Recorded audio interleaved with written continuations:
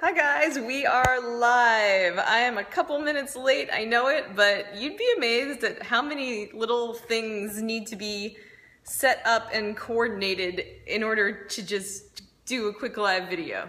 Like, I posted about it and I realized I posted in my personal news feed instead of in the group, and so I was all discombobulated, and that was silly. But anyway, and then I had to walk Frank, so we just got back in, and Frank's like all huffing and puffing because it's hot outside, and he's a pug and can't breathe very well with his flat face, so that's why the dog does not do well in heat. All right, so how are you guys? If you are hopping on live with me, feel free to type in questions at any point while I'm talking, and I can answer you and chat with you on the spot. That's why I love Facebook Live so much. And hopefully my lighting doesn't get weird. I didn't use a separate light because it seemed really bright out, but now I see that I'm a little shaded. I think we'll just have to make do. Okay, so I am here as advertised to talk about reintroducing FODMAPs. And I emailed out a blog post. If you are on my newsletter list, which please be on it, because I email new content every week in my newsletter, and you can go to calmbellykitchen.com and sign up at any of the free giveaway cheat sheet forums to sign up for the newsletter. So I emailed out that blog post yesterday, and it's all about the myths that I've heard that go around reintroducing FODMAPs. And I hear these on Facebook, when people email me personally all the time, and I think it holds a lot of us back from moving to that next phase of the FODMAP diet. And if you're still kind of just new to all this and still learning, the FODMAP diet has the two phases, the elimination and the reintroduction, and both are equally important. And if you just do the elimination, you won't get all the benefits that go along with the FODMAP diet. And those benefits are being able to control your symptoms and get as much enjoyment out of eating and out of living your life as possible. That's kind of the idea in a nutshell. It's to learn and to recalibrate, readapt your eating style so that you can have the most fun with the least amount of pain. It's kind of a simple equation, but it's not simple to accomplish. So I'm gonna go through these myths, and I'm not gonna just regurgitate the whole blog post. Actually, I would love it if you went to the blog and read the post, because it's packed with information, and I've already gotten some really great feedback on it. So head over there and read it. I'll actually put a link to it after the broadcast in the comments below, so you can just use the link if you're watching the replay. Okay, so I'm not just going to read you the blog post. I'm gonna kind of touch on each of the myths and talk about how they kind of affected me personally and sort of my journey through the reintroduction and how I dealt with some of these issues. So I'm just pulling up the post on my computer kind of to remind myself what points to touch on. And if you're just joining me, welcome. I'm Julie from Calm Belly Kitchen, in case you're new here. But I am talking about myths about the reintroduction phase of the FODMAP diet. So hopefully I can bust these myths, and if you have any questions, type them in at any time. This is a totally casual little discussion, okay? So the first myth that I talked about in my blog post was you'll be better off staying in the elimination phase indefinitely. And this is a really easy myth to kind of fall into because you feel better, and it's a really comforting thing to suddenly have your IBS symptoms, especially if you're someone who's dealt with them for years.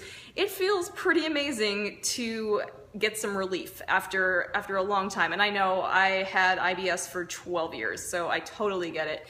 And you don't want to go back to feeling crummy all the time. So the thing is, it is a myth though, because staying in the elimination phase means you don't get to learn about what foods truly trigger your symptoms. So for a lot of us, fructose, not a problem. Sometimes fructose is the only FODMAP that triggers your symptoms. I know someone like that personally. Why would you want to cut out onion and garlic and dairy and all those other great foods, great nutritious foods, if fructose is your only issue? And the only way you're going to find out is to do the testing reintroduction process.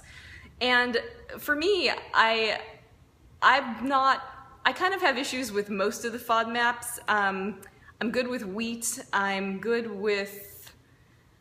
okay with dairy, but I definitely have ones that are totally fine, like individual ones in the oligos, like the wheat and the onions are okay, but the fructose and the mannitol are two of my worst ones. But I won't go into the details of that, it's kind of, sorry.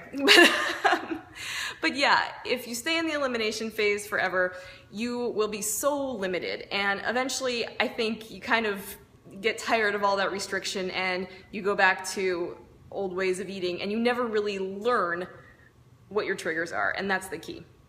Okay, the next myth number 2, is that you need to clear your schedule of vacations and parties and fun in general.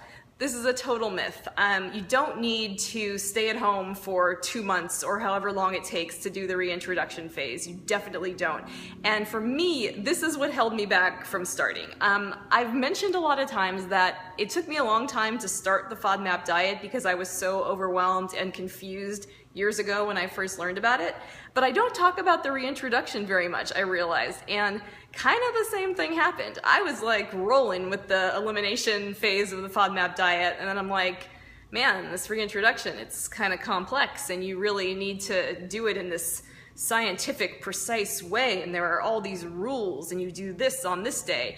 And let me tell you, I am not a rule follower, and as soon as you tell me that you have to do something in a certain way, I'm like, heck no, I don't have to do that. And so that stopped me for a really long time because I didn't want to follow a prescribed plan. I wanted to be free to do whatever I wanted, eat whatever I wanted on any day. But the fact is, I wasn't eating whatever I wanted. I was eating very low FODMAP. I was very restricted.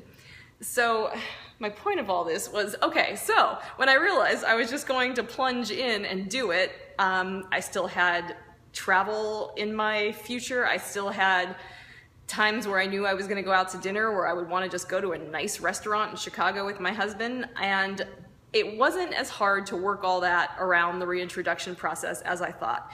Because the fact is, you can take a break. There's no like momentum that you have to build up. You don't have to do it all in a straight shot or nothing. That's just not true. The purpose of the elimination phase is to confirm that you're sensitive to FODMAPs. Doing the reintroduction is just to test which ones. So let's say I'm testing FODMAPs and I'm going on vacation for 2 weeks. Well, here's what I can do. I can say, okay, I'm not going to test anymore for these 2 weeks. I'm going to eat as well as I can, or not. I can eat however I want, depending on how I want to feel. And then when I get back from vacation, I can wait until all my symptoms are clear, I'm back on an even keel, I feel good. I start testing again. There's no consequence in doing that. It just takes a little bit longer. And that's up to you. There's no time limit on doing the reintroduction phase. And I think that's a myth that a lot of people get stuck on, that you have to do it all in one straight shot. Okay, and if you have a question, if you're just joining me, feel free to just type it into the chat and I will answer it. It doesn't matter how specific or how broad, I will chat with you about whatever. Okay, the next myth I had was that you need to test every high FODMAP food, like every single one, and that's definitely not true. What you need to do is test all of the FODMAP categories, and I thought that was kind of baloney. I'm really wanting to like say swear words sometimes, but I try not to do that on camera in case like your kid is right there, so that's why I just said baloney. So you don't have to test everyone, and I thought that, okay, well, let's say that my body doesn't like honey. How do I know how my body will react when I test figs, which are one of my favorite foods, and those are also in the fructose group? Well, it actually does work very similarly. Like, you will, thanks for the thumbs up, Val. You will get a very, very good, you'll be able to make a very educated guess about how the other foods in that FODMAP category affect you. It really does work. You don't have to test every single one. And let's face it, some of you are never going to eat a fresh fig in your life. Maybe that's just not your thing. So why would you even worry? What I recommend to my clients is that if there are specific foods that you want to know how you react to those that are high FODMAP. Let's say you love asparagus. It's not a test food, but when you're done doing the testing process, you test asparagus. I mean, if that's something you want to get back into your diet on a regular basis, you want to find out, let's say you think you're moderately sensitive to the fructan vegetables. Or to fructose. I think asparagus is in both of those groups. I hope I got that right. So you test asparagus and you find out what serving size you can eat and still not experience any symptoms. So it's as simple as that. You just make adaptations for you, and you test individually exactly what you need and what you want in your daily life. Val says, I miss figs. I love figs. I live in Chicago, so it's really hard for me to get fresh figs. I live for like August and September when they're usually around. But if you're in California, they're a lot easier to find. I love them so much. And I know, okay, I'll tell you like my specific issue. Like I can tolerate some fructose, and I have learned by testing that I can eat like 2 good-sized figs, and that's good for me. You know, like I can put that in my yogurt. That's my favorite thing to do, and I'm okay. When I eat like a tablespoon or more of honey, when I tested that, I did not feel good at all. So I can eat figs. I just can't eat a bowl of them. So I learned that through testing. Okay. Myth number 4 was, if your results aren't crystal clear, then you've wasted your time.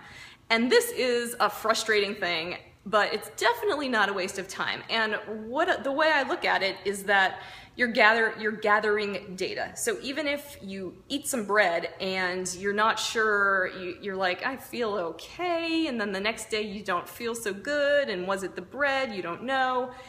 It's kind of inconclusive. That's okay. You're gathering data, and you just kind of keep gathering. Sometimes that takes a little bit longer, but our bodies are changing all the time, and we can't expect to have the exact same reaction every single time when there are so many variables going on, like hormones and the time of day and the other foods and the stress and just, I mean, a million other things. So having inconclusive results when you test shouldn't discourage you, I guess. It's like, don't let yourself get down. And luckily, I didn't really let that happen. I kind of just found everything to be really interesting, and I just kept going. And most of the time, especially when you're tracking your symptoms and you're, writing everything down, you get a pretty clear picture eventually. And even if you don't, it's like there are gray areas in life. There are at least 50 shades of gray in life. Such a bad joke, you guys. Yeah, I'm full of them today. Okay, so you say, Val, you say you're in Canada and barely any fresh. Yeah, Canada must be rough. Oh, I love figs. I love them so much. You can probably get fig jam, but I know that's not even close to the same thing. Like, I think fresh figs are my favorite food of life. And so my body doesn't like them, but I can still eat them, which is cool. Okay, myth number 5, your diet won't change much after you test FODMAPs. This is totally false. You're in control of your diet, okay? And what you choose to eat or not eat is not a moral choice. You don't have to be a certain way. If you decide after you do this whole FODMAP process to go back to eating ice cream and beans and garlic and all these things that don't really sit well with your body, that's a choice. But now you know. You're not just flying blind and randomly guessing at why you're not feeling good, because this was me for 12 years. I had no idea. I tried to eat healthy. I ate whole wheat. I ate whole wheat bread constantly because it was so healthy and so full of fiber.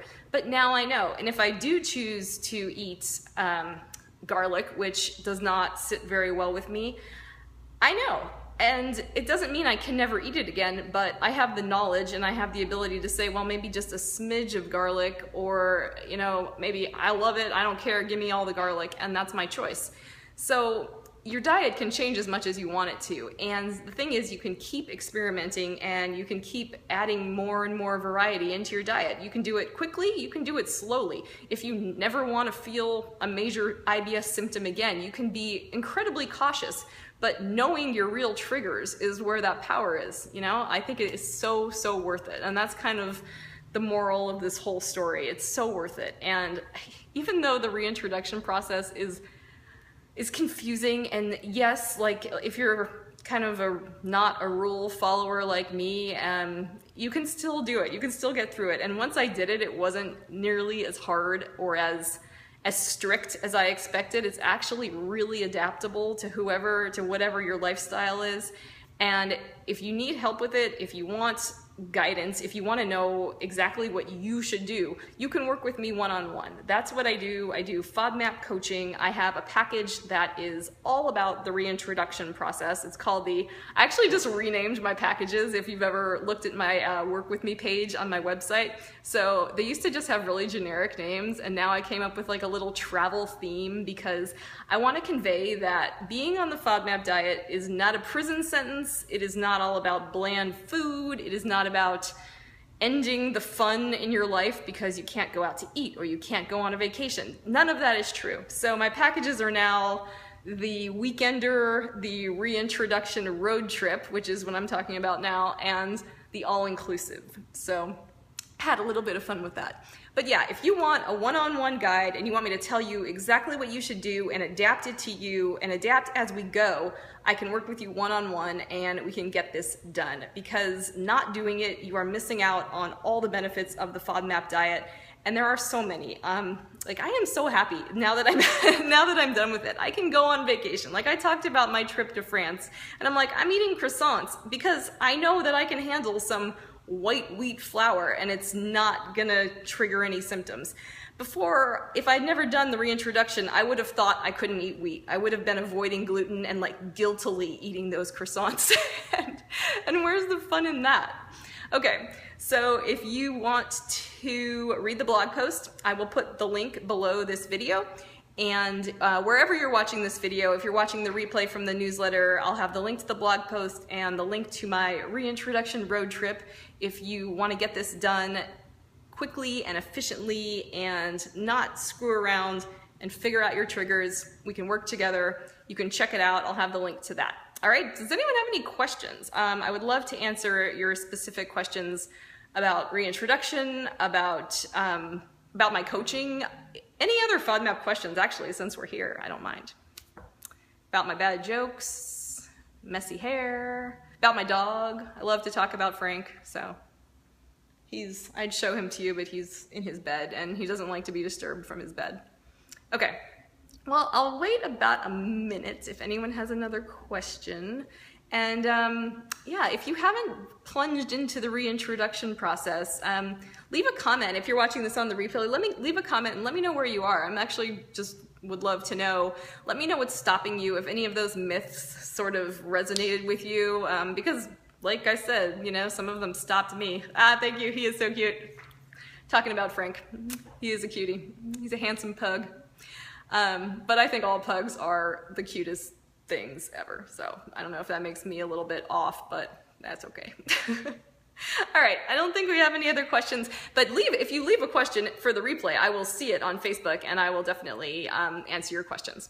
All right, thank you guys so much for joining me on our Wednesday Facebook Live. Val, you are awesome. Thank you. You are the superstar of the day. I will talk to you soon. All right, bye.